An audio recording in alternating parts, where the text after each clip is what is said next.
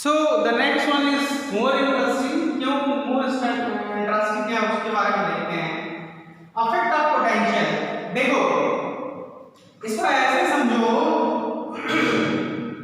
कि एक जो मटेरियल होता है ना उसमें बहुत सारे इलेक्ट्रॉन होते हैं, बहुत सारे इलेक्ट्रॉन होते हैं।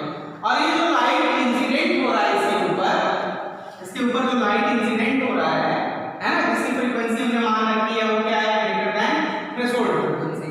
तो ये क्या होगा ना कि मान लो इससे कितने इलेक्ट्रॉन निकाले, 10 इलेक्ट्रॉन निकाले। कितने इलेक्ट्रॉन निकाले, 10 इलेक्ट्रॉन निकाले। 10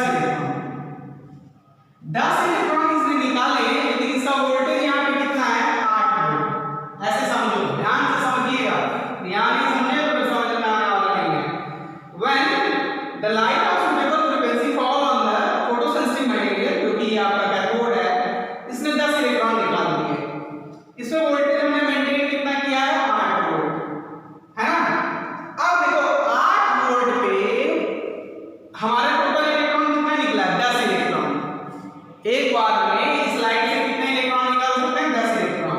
लेकिन यहाँ वोल्टेज 8 वोल्ट है और 8 वोल्ट पे ये केवल कितने इलेक्ट्रॉन्स को अपनी तरफ खींच सकता है, केवल 5 को, केवल 5 इलेक्ट्रॉन्स को ही ये अपनी तरफ खींच सकता है।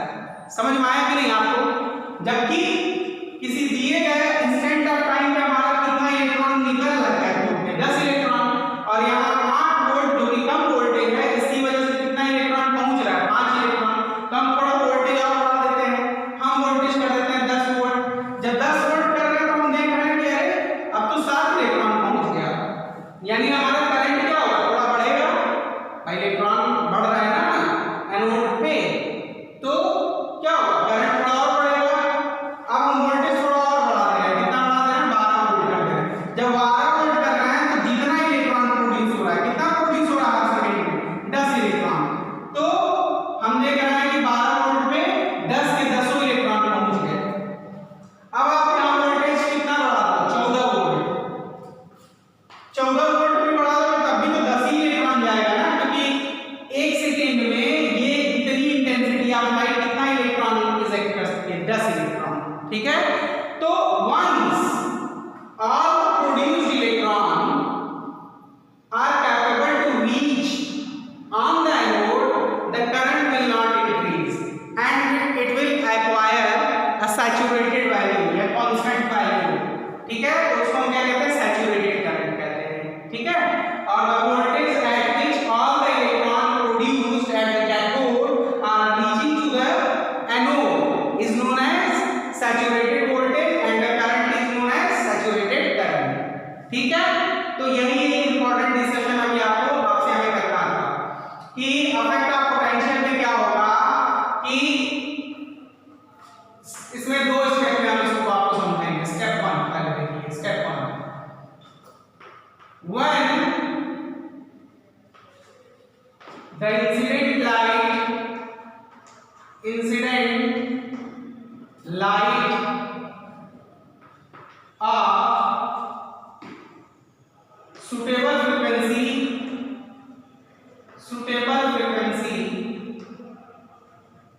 frequency falls on cathode, ये क्या करेगा, it will eject इलेक्ट्रॉन। ठीक है, when we increase the potential of, इसका नाम दे दो A, इसका नाम दे दो B। ये ऐसे कर देते हैं, इसका नाम मीटर और इसका नाम कलेक्टर। तो when we increase the potential of E, है ना, देखिए एनोड है, sorry collector anode, number of electrons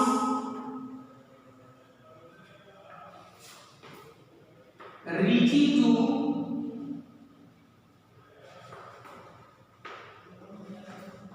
anode will increase। ठीक है, बताया एक बार। इसने कितने इलेक्ट्रॉन निकाले थे? 10 इलेक्ट्रॉन, लेकिन पहले वोल्टेज कम था इसलिए 5 पहुंच रहा था, थोड़ा और बढ़ाया तो 7 पहुंचा, थोड़ा और बढ़ाया तो 9, थोड़ा और बढ़ा दिया तो 10 के 10 ही पहुंच गए, यानी सारे के सारे। और उसके बाद आप वोल्टेज भले बढ़ाओगे तो आपका इलेक्ट्रॉन तो 10 ही प्रोड्यूस हो रहा है ना सेकंड में। तो अब इसके बाद आप वोल्टेज बढ़ाते रहो, करंट नहीं बढ़ेगा, सैचुरेट हो गया, because all the electron producing per unit time are reaching to the collector, so the current will acquire saturation value। उसके बाद करंट नहीं बढ़ेगा। तो अब यहाँ no number of electrons reaching to the anode will increase। ठीक है, now आगे अगला पॉइंट क्या लिखेंगे? at a particular value, particular potential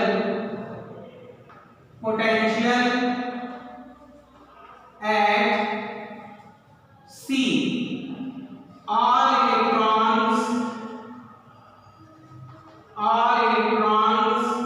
will reach to anode। ठीक है,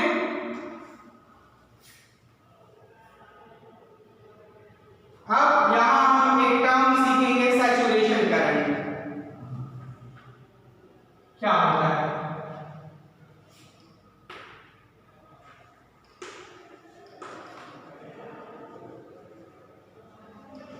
ये आ जाता है एक नंबर पे।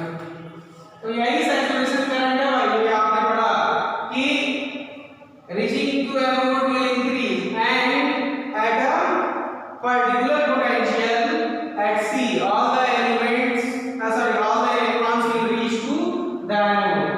all the electrons produced per second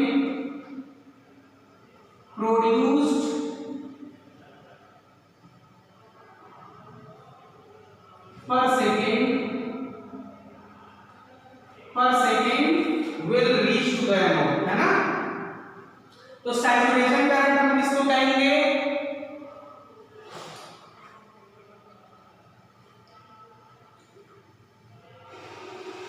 The value of current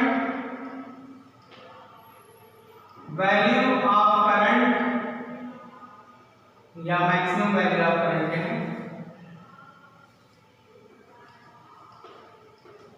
maximum value of current produced by reaching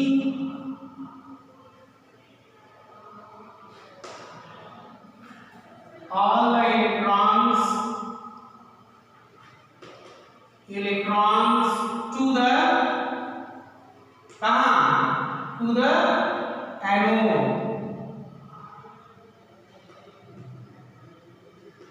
ठीक है, at any instant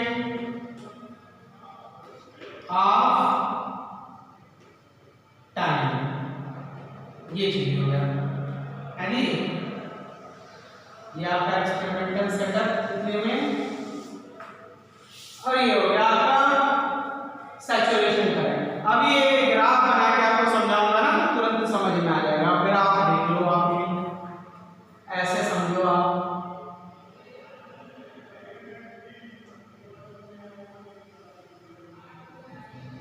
ठीक है, ग्राफ में देखिए यहाँ से दिख रहा है ना सारा। हाँ ठीक है, अब देखो, अब हम ग्राफ बनाते हैं। तो जब हम ग्राफ बनाएंगे बच्चों, किसके किसके बीच हम ग्राफ बनाएंगे? The graph between anode potential and photo electric current. इस एक्सिस में हम क्या रखेंगे? फोटो करंट,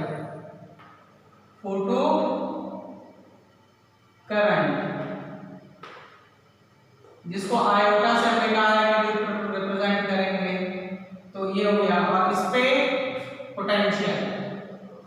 क्या रिप्रेजेंट करेंगे? पोटेंशियल, जिसको हम V से रिप्रेजेंट करेंगे। ठीक है, तो आप देखो, आप क्या देखोगे, मान लो हमने जो लाइट इंसिडेंट की है, इसकी इंटेंसिटी क्या है, कितने की इंटेंसिटी क्या है? I1। तो I1 जो है, अगर कंडीशन भी हमें क्लियर है कि फ्रीक्वेंसी यहाँ दी हुई है, तो frequency is greater than threshold frequency, इसके बराबर है, इससे ज्यादा है, पहली चीज। तो लाइट की इंटेंसिटी इतनी इसके ऊपर इंसिडेंट हो रही है और आप वोल्टेज बढ़ा रहे हो, है ना? हमने बताया ना शुरुआत में 5 जाएगा, फिर 7 जाएगा, फिर 9 जाएगा, फिर 11 जाएगा, सॉरी फिर 10 जाएगा, क्योंकि एक सेकंड में 10 ही पैदा हो रहा है। और उसके बाद आप 12 वोल्ट करो, 14 वोल्ट करो, 200 वोल्ट करो, भाई जब पैदा 10 ही इलेक्ट्रॉन हो रहा है एक सेकंड में, हैं, और 10 वोल्ट पे 10 के 10 इलेक्ट्रॉन पहुंच जा रहे हैं, तो वोल्टेज बढ़ाने के बाद क्या करंट बढ़ेगा? नहीं बढ़ेगा ना। करंट किस मैक्सिमम करंट किसके कॉरेस्पॉन्डिंग होगा? 10 इलेक्ट्रॉन के, यानी करंट सैचुरेट हो जाएगा। कुल मिला के कहने का मतलब ये है। तो और मान लो इंटेंसिटी ये है हमारी, ये अगर हम ग्राफ ड्रा करें तो हमको ग्राफ इस तरीके से मिलेगा। इसको और बड़ा करते हैं, चलो इस तरीके का ग्राफ मिलेगा हमें, ऐसा। बहुत डिजाइनदार बनाने की जरूरत नहीं है, लेकिन समझ जाएगा, बना दीजिएगा। ये हो गया साफ हो रहा। तो आप क्या देख रहे हो? पोटेंशियल आप बढ़ा रहे हो, अभी इधर का छोड़ दो, ये सेकंड पार्ट में हम आपको समझाएंगे। अभी केवल इधर आगे आप इतना देखो तो करंट क्या हो रहा है। अच्छा, और इसको क्लियर बनाते हैं तो ज्यादा और समझ में आएगा।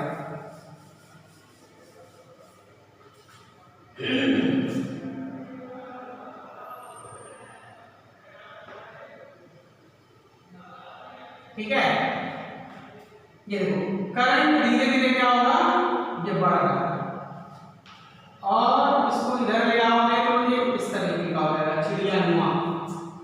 आप क्या कर रहे हो? देखो ये वोल्टेज है आपका और ये फोटो करंट है जी, ये वोल्टेज है और ये फोटो करंट है। आप क्या कर रहे हो? अभी आप देखो वोल्टेज बढ़ा रहा है, देखो वोल्टेज बढ़ रहा है इस साइड ना, तो आपका करंट भी क्या हो रहा है? बढ़ रहा है, बढ़ रहा है। लेकिन क्या हो रहा है यहाँ देखो, यहाँ इसके बाद नहीं बढ़ रहा है, इसके बाद नहीं बढ़ रहा है, इसके बाद आप वोल्टेज बढ़ा रहा है, देखो वोल्टेज बढ़ा है, वोल्टेज बढ़ा रहा है कि नहीं? यहाँ भी बढ़ा रहा है, यहाँ भी बढ़ा रहा है, यहाँ तक ठीक है, यहाँ तक करंट बढ़ रहा है, यानी यहाँ तक जब वोल्टेज आपने ये V = 0 लिया था, आप वोल्टेज बढ़ाना शुरू किया तो करंट धीरे धीरे तो बढ़ा था, लेकिन इसके बाद आप वोल्टेज बढ़ा तो करंट नहीं बढ़ रहा है, यानी करंट ने सैचुरेशन वैल्यू एक्वायर कर ली है। तो ये इंटेंसिटी, इस इंटेंसिटी पे सैचुरेटेड वैल्यू ऑफ करंट कितनी है? This is I0।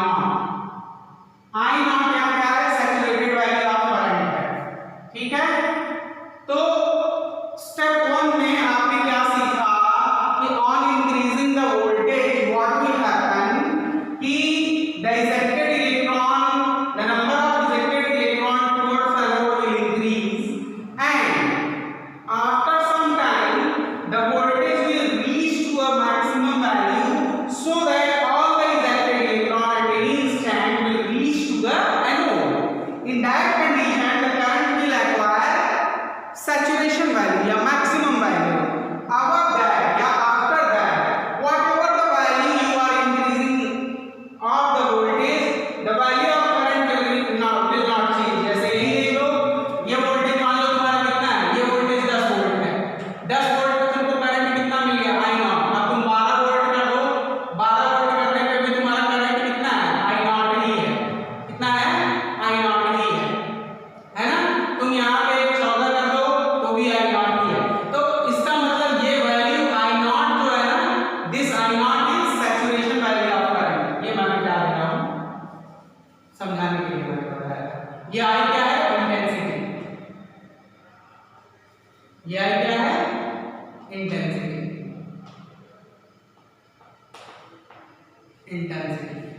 तो पहली चीज तो ये, और I0 यहाँ क्या है? ये आप लिखेंगे I0 इज सैचुरेटेड करंट। ठीक है, चलिए अब आगे चलते हैं स्टेप 2। इसी का स्टेप 2 हम पढ़ेंगे और देखेंगे काइनेटिक एनर्जी और स्टॉपिंग पोटेंशियल क्या होता है इसके बारे में।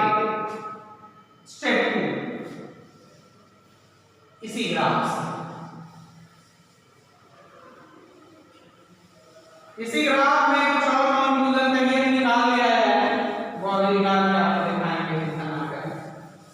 Step 2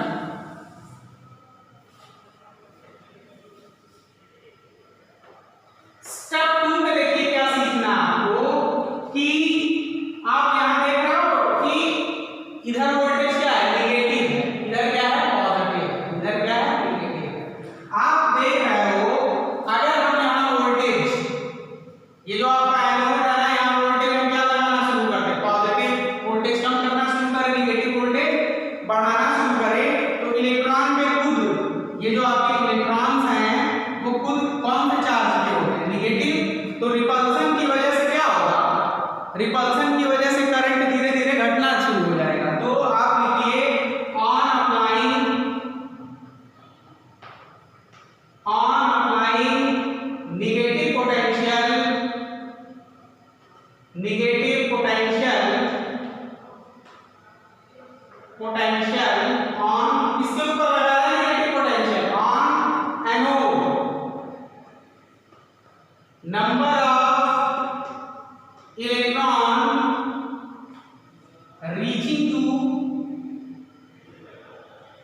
reaching to cathode, sorry anode will decrease, क्यों, रिपल्सन की वजह से will decrease and so will be the current, so will be the photo current.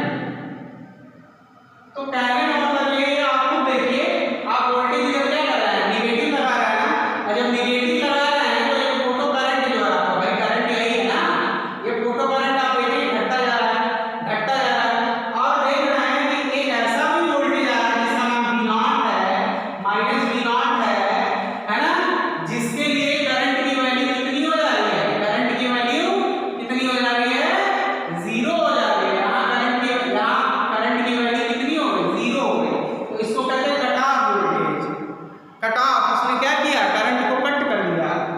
ठीक है, तो हमने स्टेप 2 में सीखा ऑन अप्लाइंग नेगेटिव वोल्टेज या decreasing the voltage on the anode, number of electrons reaching to the anode will decrease and so will be the photo current, है ना, and so will be the photo current. तो जैसे anode पे जो electron है वो घट रहा है, जिसकी वजह से फोटो करंट भी घटेगा। ठीक है, अब यहाँ हम एक छोटी सी हेडिंग डालेंगे और इसको एकदम रट्टा मार लीजिएगा, ये पेपर में आता है, cut off potential, cut off potential, cut off potential. तो कट ऑफ पोटेंशियल देखिए क्या है, और इसमें कुछ ज्यादा बताने की जरूरत तो है, ये सब कुछ दिख ही रहा है आपके पास है ही। तो कट ऑफ पोटेंशियल क्या है, नेगेटिव पोटेंशियल। देखो जब नेगेटिव पोटेंशियल फॉर विच ये नेगेटिव पोटेंशियल कहां लगाया है, ये नेगेटिव पोटेंशियल कहां लगाया है, एनोड में लगाया है। तो the negative potential at anode for which the current is 0 is known as cut off potential. तो कट ऑफ पोटेंशियल किसको कहेंगे, the negative potential, the negative potential at the negative potential at anode for which photo current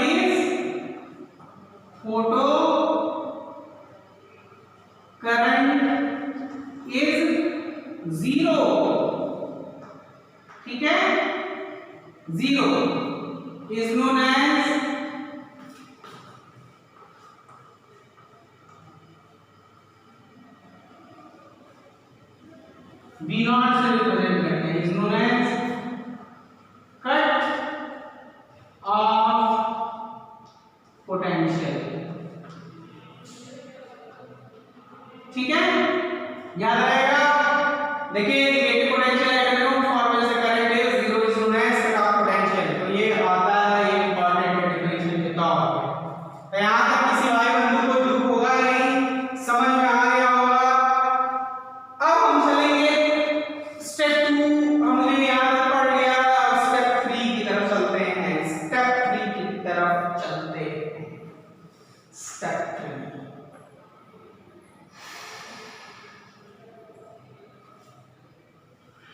ये भी डालेंगे step 3।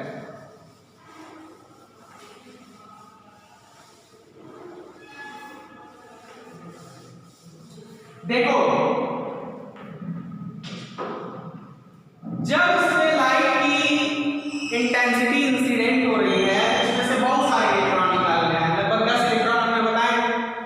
इन 10 इलेक्ट्रॉनों में से सबकी काइनेटिक एनर्जी एक बराबर नहीं होगी। आपको मालूम है kinetic energy is equal to क्या होता है, E into v, charge into voltage.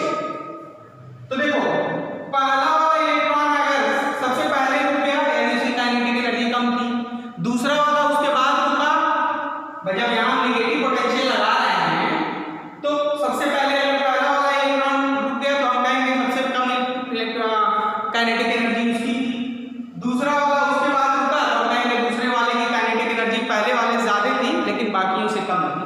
और सब नौवां वाला जो है काफी देर बाद रुका यानी उसकी काइनेटिक एनर्जी खूब ज्यादा थी, इसीलिए ये एनर्जी कितना लगा रहा है, ई वी नॉट लगा रहा है।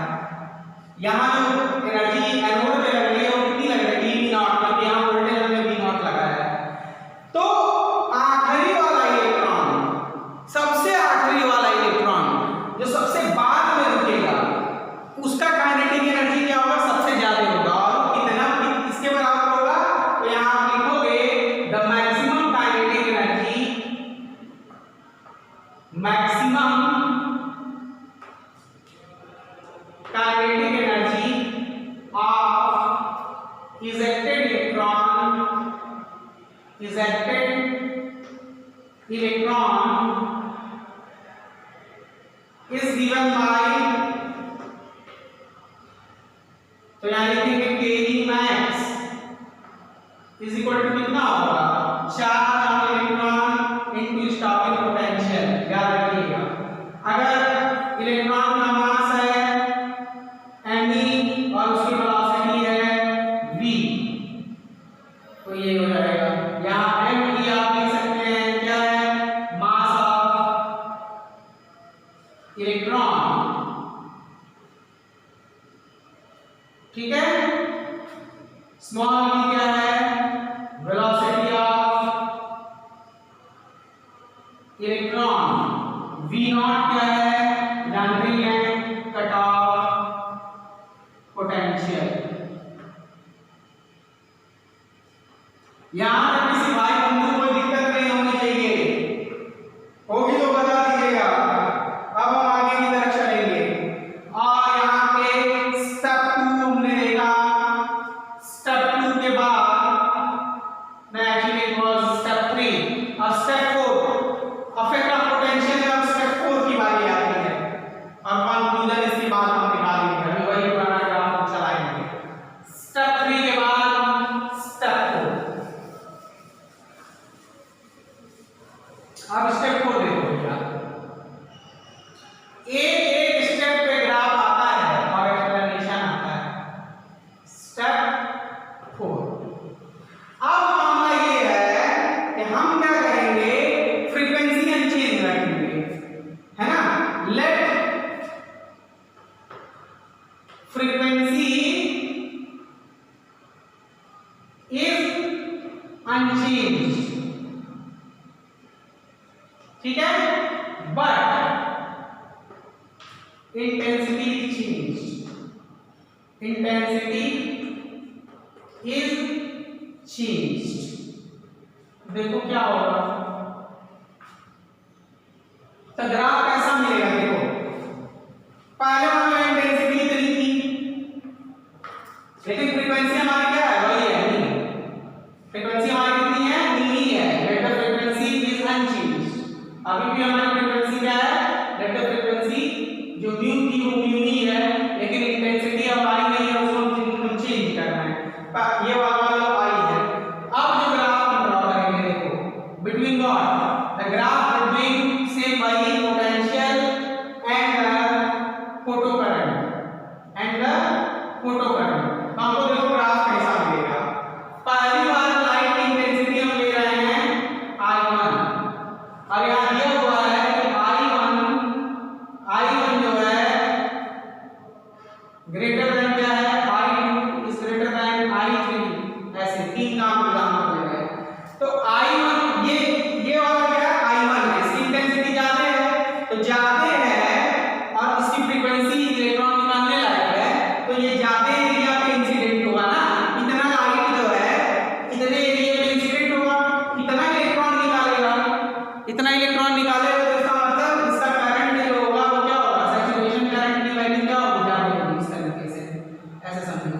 पहले क्या होगा, ये धीरे धीरे बढ़ेगा, ये धीरे धीरे बढ़ेगा, ये बढ़ा और ये सैचुरेशन करंट की वैल्यू एक्वायर कर लिया।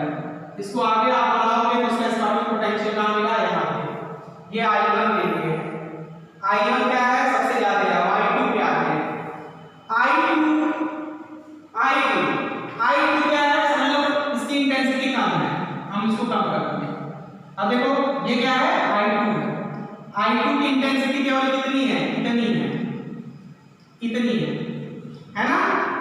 तो इसकी इंटेंसिटी कम है, तो जब इसकी इंटेंसिटी कम है तो आप तो जानते हो ना, जब इंटेंसिटी कम होगी तो इजेक्टेड इलेक्ट्रॉन पर सेकंड कम होंगे, यानी करंट भी कम होगा, तो इसकी सैचुरेशन करंट भी क्या होगी, थोड़ी कम होगी, है ना, थोड़ी कम होगी। इस तरीके से ग्राफ बनेगा, लेकिन आश्चर्यजनक रूप से स्टार्टिंग पोटेंशियल क्या होगा, वही होगा जो पहले था। तो ये आपका I1 है, इंटेंसिटी अब है तब के लिए, ये I2 है। अब I3 के लिए देखिए, I3 के लिए आप इंटेंसिटी और कम कर रहे हैं। अब इसकी इंटेंसिटी कितनी है, I3, समझ रहे हैं, इंटेंसिटी और कम हो गई। अब ये इतने दूर में केवल इंसिडेंट होगा तो इतने का इलेक्ट्रॉन निकालेगा ना, तो यानी जो करंट होगा, सैचुरेटेड करंट, इंटेंसिटी क्या है, I3 सबसे कम है, तो इसका जो सैचुरेशन करंट होगा या करंट की जो वैल्यू होगी वो क्या होगी, सबसे कम होगी। लेकिन आश्चर्यजनक रूप से आप फिर देखोगे कि स्टॉपिंग पोटेंशियल तीनों का सेम है ना। इसका सैचुरेशन करंट की वैल्यू निकालो, लिख लो, इसकी वैल्यू क्या है, I01, इसकी वैल्यू कितनी है, सैचुरेशन वैल्यू कितनी है करंट की, I2, इसकी सैचुरेशन वैल्यू कितनी है, I3, ठीक है। तो कंक्लूजन हमने क्या निकाला, बहुत इंपॉर्टेंट कंक्लूजन ये है कि stopping potential does not depend on intensity. देख लो, स्टॉपिंग पोटेंशियल जो होता है वो इसके ऊपर डिपेंड नहीं कर रहा है, फ्रीक्वेंसी इंटेंसिटी पे डिपेंड नहीं कर रहा। देखो इंटेंसिटी डिफरेंट है, intensities are different but stopping potential is same. तो पहला कंक्लूजन हम निकालेंगे, अब कंक्लूजन बहुत इंपॉर्टेंट कंक्लूजन है कि stopping potential,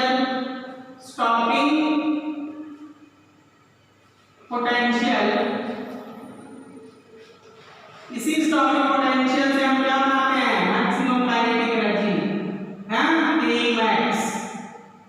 K max doesn't depend on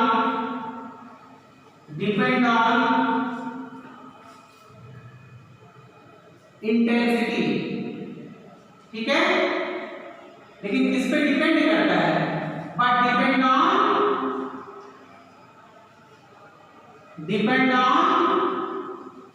frequency. समझ में आया कि नहीं आप लोगों के? तो चाहे इंटेंसिटी लाख आप बढ़ा दीजिए, खूब ज्यादा लाइट इंसिडेंट कराइए किसी मेटालिक सरफेस पे, एक भी इलेक्ट्रॉन नहीं निकलेगा यदि frequency greater than threshold frequency नहीं हुई, याद रखिएगा। तो यहाँ आपने देखा कि ठीक है, यहाँ मामला तो ठीक था कि यहाँ जो फ्रीक्वेंसी थी that was greater than threshold frequency और इक्वल टू, तो इलेक्ट्रॉन तो इजेक्ट हो रहा था, है ना, और नंबर ऑफ इलेक्ट्रॉन या सैचुरेशन करंट जो है वो डिपेंड करेगा किसके ऊपर, या द फोटोइलेक्ट्रिक करंट डिपेंड करेगा इंटेंसिटी के ऊपर। जितनी ज्यादा इंटेंसिटी होगी उतना ज्यादा क्या होगा, इजेक्टेड इलेक्ट्रॉन पर सेकंड होंगे, उतनी ज्यादा करंट आपके पास होगी। लेकिन आप देख रहे हैं कि इस एक्सिस पे चाहे तो हम वोल्टेज भी ड्रॉ कर सकते हैं और काइनेटिक एनर्जी भी ड्रॉ कर सकते हैं, है ना। तो आप देख रहे हैं कि जो स्टॉपिंग पोटेंशियल है डिफरेंट इंटेंसिटीज के लिए, जिनकी फ्रीक्वेंसी सेम है, सबकी फ्रीक्वेंसी क्या है, देखो न्यू है, डिफरेंट इंटेंसिटीज के लिए जिनकी फ्रीक्वेंसी सेम है, हमारा स्टॉपिंग पोटेंशियल क्या सेम आ रहा है।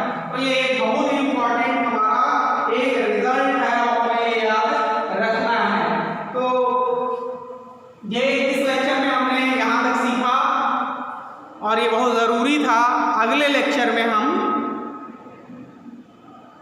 आगे बढ़ेंगे।